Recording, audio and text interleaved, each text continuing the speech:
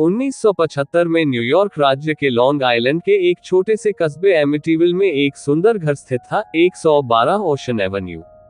बाहर से देखने में ये 2 मंजिला लाल ईंटों का घर बिल्कुल सामान्य था। पेड़ों की छांव और शांत वातावरण इसे एक सपनों का घर बनाता था।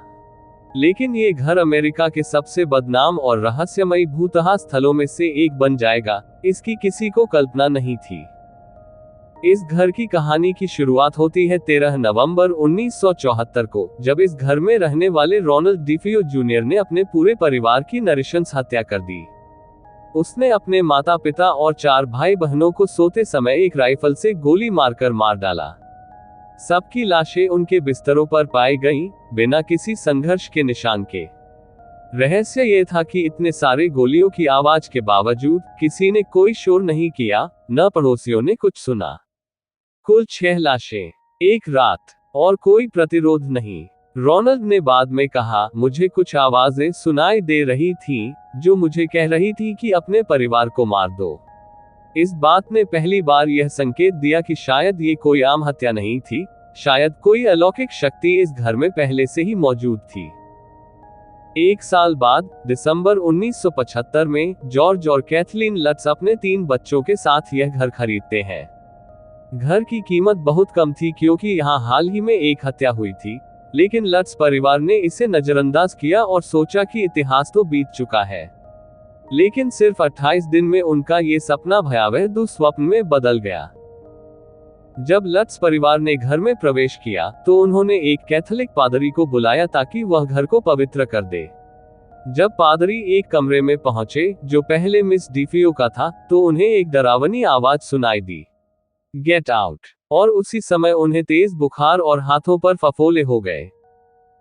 जॉर्ज धीरे धीरे बदलने लगे। वो हर समय ठंड महसूस करते, बार बार आग जलाते, लेकिन उन्हें गर्मी नहीं लगती थी। वह बिना कारण क्रोधित हो जाते और हर रात 3:15 बजे उठ जाते, ठीक वही समय जब डिफियो हत्याएं हुई थी। कैथी को लगा कि कोई अदृश्य शक्ति उन्हें छू रही है। एक रात वह उठी और देखा कि वह हवा में तैर रही हैं, जैसे कोई अदृश्य शक्ति उन्हें ऊपर उठा रही हो। बच्चों के व्यवहार में भी बदलाव आने लगा। छोटी बेटी मिस्सी ने एक काल्पनिक दोस्त जोड़ी के बारे में बात की, जो एक बड़ी लाल आंखों वाली सुअर जैसी आकृति थी। कई बार मिस्सी की खिड़की से बाहर जोड़ी की लाल आंखें झलकती थीं। दीवारों और फर्श से काले तरल कीचड़ जैसी चीज बहने लगी। घर में अचानक बदबू फैल जाती, जैसे सड़ती हुई लाश की गंध। खिड़कियां और दरवाजे अपने आप खुलते बंद होते।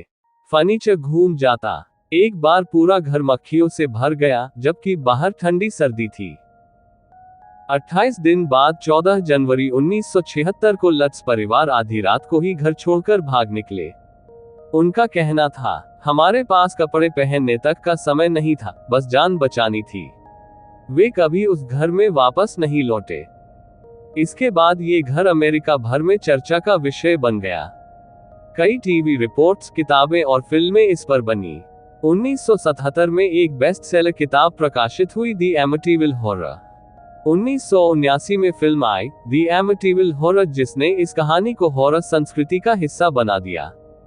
पैरासाइकोलॉजिस्ट्स और भूत विशेषज्ञों ने इस घर की जांच की।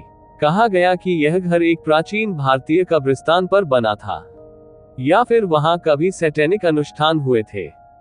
कुछ लोगों का मानना है कि यह सब मीडिया की सनसनी थी। लट्स परिवार पर कई बार धोखाधड़ी का आरोप लगा, लेकिन जब पैरानॉर्मल एक्सपर्ट एड और लॉरेन वॉरेन ने घर की जांच की, तो उन्होंने इसे एक दुष्ट आत्माओं का बसेरा कहा। उनका दावा था कि वहां एक मजबूत और दुष्ट उपस्थिति थी, जो लट्स परिवार को नष्ट करना चाहती थी। आज भी 112 ओशन एवेन्यू में दूसरे लोग रहते हैं। कई लोग कहते हैं कि वहां अब कुछ भी अजीब नहीं होता, लेकिन लट्स परिवार का अनुभव, डिफियो हत्याएं और एड वॉरेन की जांच, ये सब मिलकर एमिटीविल को सदी की सबसे खौफनाक और चर्चित भूतहा कहानी बनाते हैं। क्या ये सच्चाई थी या कल्पना? शायद हम कभी न जान सके, लेकिन ये कहानी आज भी लोगों को सिहराने और डराने का काम करती है।